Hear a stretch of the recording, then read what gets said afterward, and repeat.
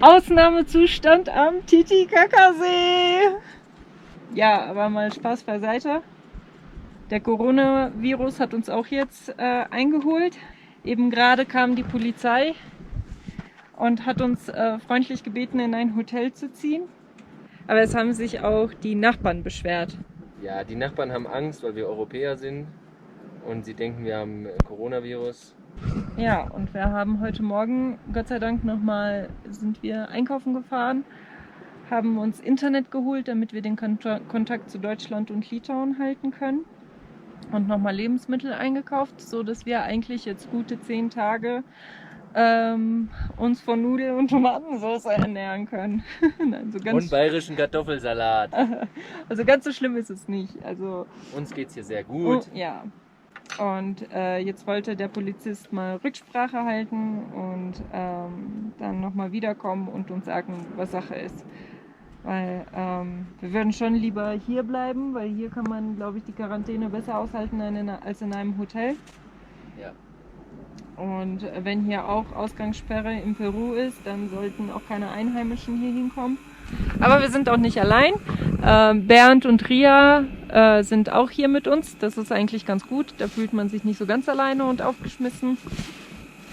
Und kann man vieles versuchen, gemeinsam zu diskutieren und zu argumentieren. Die Polizei hat uns auch erlaubt, in eine Stadt zu fahren, um Lebensmittel zu holen und einzukaufen. Von uns darf aber nur einer los. Das ist ja auch schon mal ganz gut. Also bei uns ist es ein bisschen wie Urlaub, weil wir müssen uns keine Gedanken darüber machen, wohin wir jetzt weiterfahren, wo wir stehen, wo wir einkaufen, was wir machen. Ist auch mal ganz schön. Was sagst du dazu? Das ist aber nicht dein Schuh. So, die Polizei war eben nochmal da. Ganz schön schnell. Jo. Aber ich glaube, das war auch mehr wegen den Nachbarn. Also, ja, und die haben uns gebeten, jetzt... Also die Nachbarn haben Angst vor uns, weil wir Europäer sind, also die da hinten irgendwo wohnen. Und deswegen war die Polizei überhaupt hier. Und jetzt hat er seinen Chef gefragt und der hat gesagt, wir sollen nur einen Strand weiter wegfahren. Ja, damit wir weiter aus der Stadt raus sind. Und da weiter hinten ist auch noch ein Strand. Und ja, dann fahren wir da jetzt hin und sitzen da die Quarantäne aus. Ist für uns egal, ne? Mhm. Solange es da auch schön ist. Wird schon schön sein.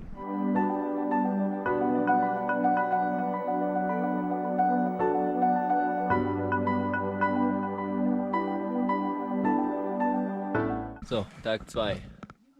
Tag 2. Was ist schon passiert? Der Hund wurde ausgeführt. Wir haben gefrühstückt. Es hat geregnet. Ich habe mit Rainer telefoniert. Und hier sonst nicht so viel. Aber unsere Franzosen stecken fest. Die Franzosen sind ja gestern noch in der Stadt gefahren, weil sie eine GoPro, weil sie eine SIM-Karte kaufen wollten. Also eigentlich als sie auf dem Weg hierhin waren. Blöderweise wurden sie dann von der Polizei festgehalten und sollten dort übernachten. Das haben sie jetzt getan und jetzt wird es wohl aber nicht besser da, weil die Leute wohl langsam aggressiv werden, also die Bewohner der Stadt, und sie wollen, dass die beiden Franzosen aus der Stadt verschwinden. Aber wohin, sagt ihnen auch Aber die Polizei sagt ihnen auch nicht wohin. Aber sie werden auch weiterhin von der Polizei festgehalten. Also ein bisschen komische Situation. Und ja. Mal schauen, wohin das führt. Wir haben gesagt, wir bleiben erstmal hier. Ist ja auch schön hier.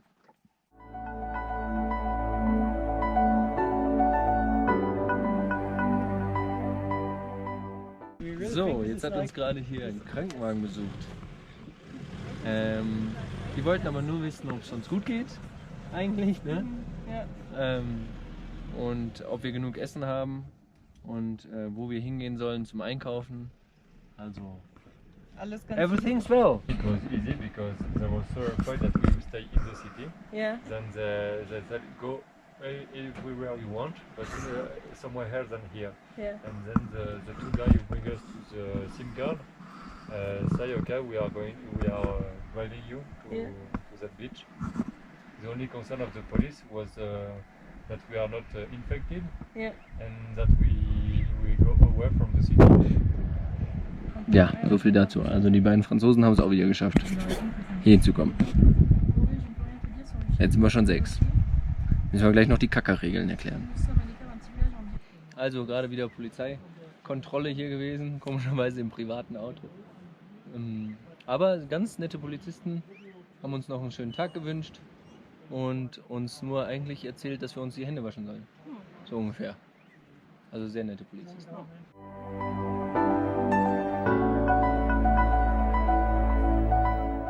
So, Tag 3 der Quarantäne. Noch nichts passiert heute.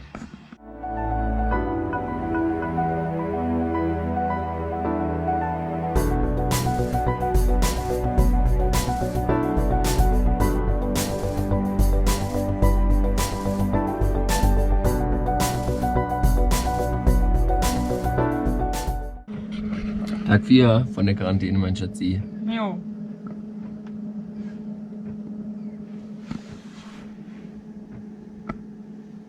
Aber wir sind nicht alle so traurig wie Milo, weil Milo möchte jetzt nur fressen. Ja, Tag 4 fängt an wie die anderen Tage zuvor auch. Es ist sehr frisch draußen und auch regnerisch. Keiner von den Nachbarn ist bisher aus dem Mulli ausgestiegen. Ja. Wir auch nicht. Wir auch nicht, nur zum Hund Gassi gehen. Genau so sieht's aus. Und gegen Mittag kommt die Sonne dann raus und dann kann man sehr schön draußen sitzen. Auch wie jeden Tag. Milo, das macht man so. Mit dem Hund spielen, ne? Und Nudeln kochen. Ja, dein Fressen ist alle. Du hast ernste Lage nur. Milo, Komm mal hey, her. komm hier hin. Gehst du schon bei den anderen um Fressen suchen? Nein, nein, hier. Guck mal hier. Wir haben hier Nudeln. Nudeln für dich. Die kochen wir jetzt für Die dich. müssen erst gekocht werden. Ganz ruhig bleiben. Mach mal einen Sitz. Fein. Hinlegen. Richtig hinlegen. Fein. Ja, so schlecht geht's uns hier.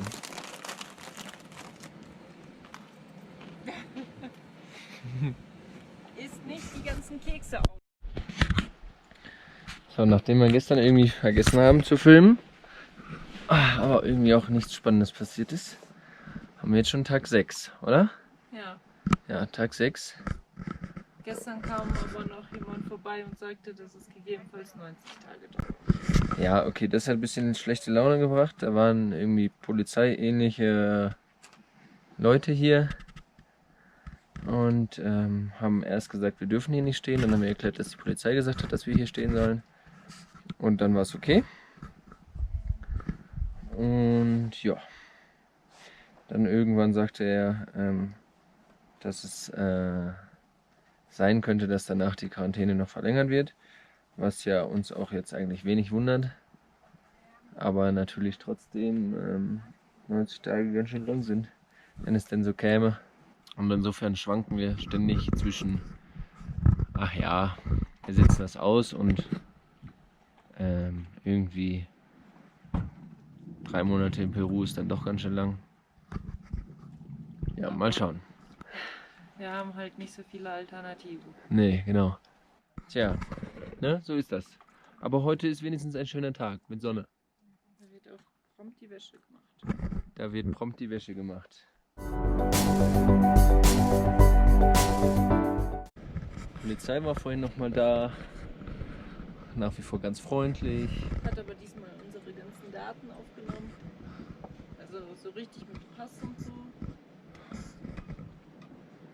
Genau, und Konfektionsgrößen, Ja, Schuhgrößen. Schuhgröße, Beruf. Milos Daten wurden auch aufgenommen. Milo musste erklären, was er überhaupt tut. gucken, was sein Beruf ist. Gerade war die Polizei wieder da. Nicht lachen, habe ich gesagt. Ja, die Polizei war eben da. Die Polizei war da und wir dürfen morgen nicht einkaufen gehen. Dafür kaufen sie für uns ein. Ja, angeblich gibt es wohl hier in dem Dörfchen einen Argentinier und einen Kolumbier, der die Symptome vom Coronavirus hat. Und um uns zu beschützen, damit wir nicht irgendwelchen Bakterien ausgesetzt sein, Viren ausgesetzt werden, haben sie jetzt gerade mal eine Einkaufsliste von uns bekommen oder halt aufgeschrieben, was sie uns mitbringen sollen. Und morgen um 10 wollen sie uns Essen bringen. Wäre toll. Sehr gut. Also, wir müssen nicht einkaufen gehen, weil die Polizei für uns einkaufen geht. Mit einer langen Einkaufsliste, mit sehr wenig Geld, welches wir ihnen gegeben haben, weil wir alle zusammengelegt haben und nicht viel haben.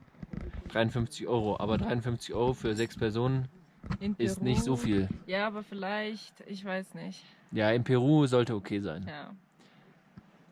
Wichtig ist erstmal Obst, Gemüse, Mehl und Brot, meiner Meinung nach. Dann können wir selber Brot backen. Ja. Tag 7. Tag 7. Taxi.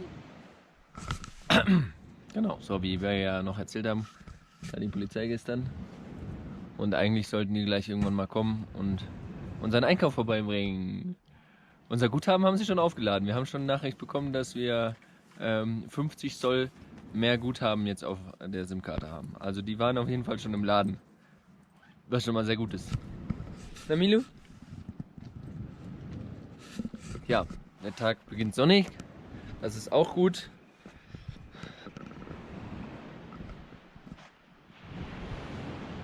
Noch keine Polizei in Sicht.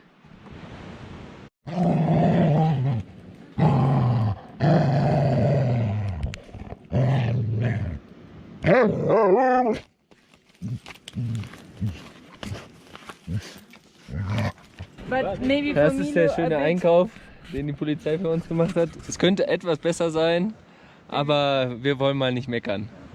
We have to be lucky with this, I think. Yeah. Absolutely. They brought us a lot of toilet paper. Yeah, similar to Germany. This is also nice, yeah, to have 2 liters of sunflower oil, or how do you call it?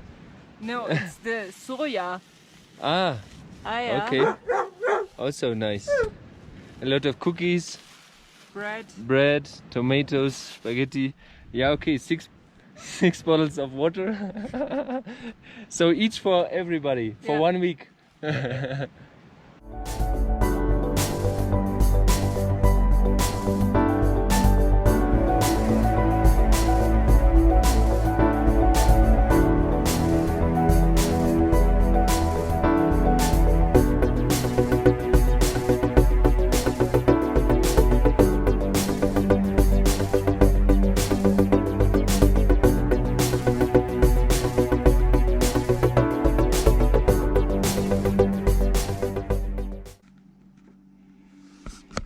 Tag 8 ist heute. Aber auch heute ist jetzt nicht so besonders viel passiert. Die Polizei war heute Morgen nochmal da, hat sich nach dem Rechten erkundet, Wasserkanister. haben genau Wasserkanister für uns abgeholt, weil sie die bei sich dann voll machen werden mit Trinkwasser.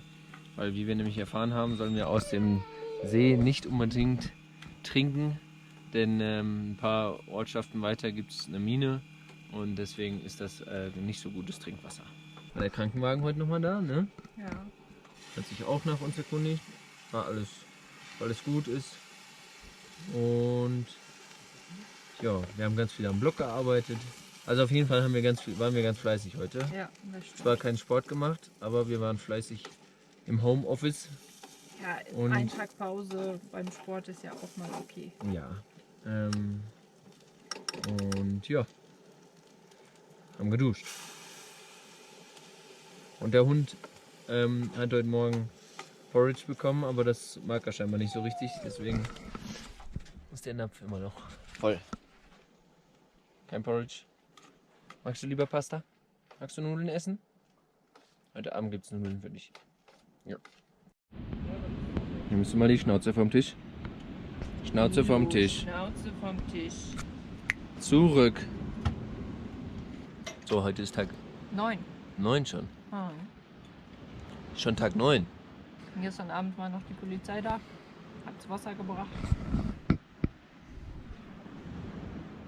Gut gemacht, Polizei.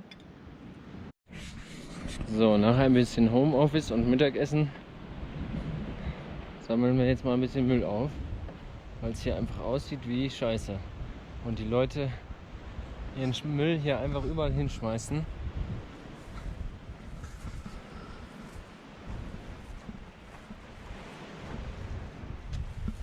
So, das ist eine besonders schöne Stelle hier. Wir haben jetzt heute 8 Säcke voll gesammelt. Und ja, es sieht auf den ersten Blick schon nett aus, aber es ist immer noch unglaublich. So viel Müll hier. So viel Scherben hier überall. Vom Sommer in den Winter.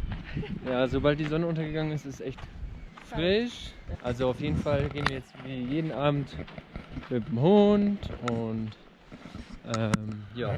Tja, Tag 9 oder Tag 10, wir wissen es auch nicht mehr genau. Irgendwas haben wir heute. Auf jeden Fall ist heute ein Tag. Wir haben heute zur Abwechslung nicht in unserem Bett geschlafen, sondern im Gästezimmer. Vielleicht können wir die nächste Nacht im Zelt schlafen. Ja, so sieht's aus. Und wie jeden Morgen gibt es erstmal Tee und danach wird Haferbrei gemacht mit ein bisschen Apfel, was wir noch über haben. Für den Pupsi haben wir noch Nudeln von gestern.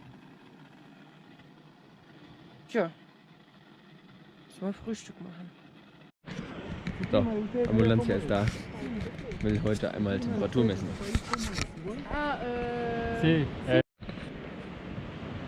Fieberthermometer funktioniert nicht. Jetzt auf. Erzähl doch keinen Quatsch. Fieberthermometer funktioniert nicht.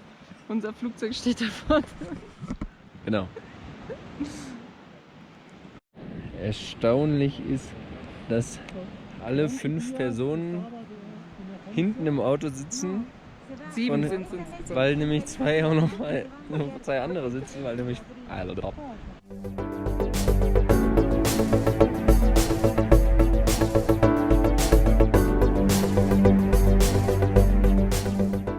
wir sind gesund, Fieber haben wir nicht, ausreisen können wir auch nicht und angeblich dauert das jetzt noch 15 Tage. Aber ich habe irgendwas von 30, also 30 eigentlich verstanden.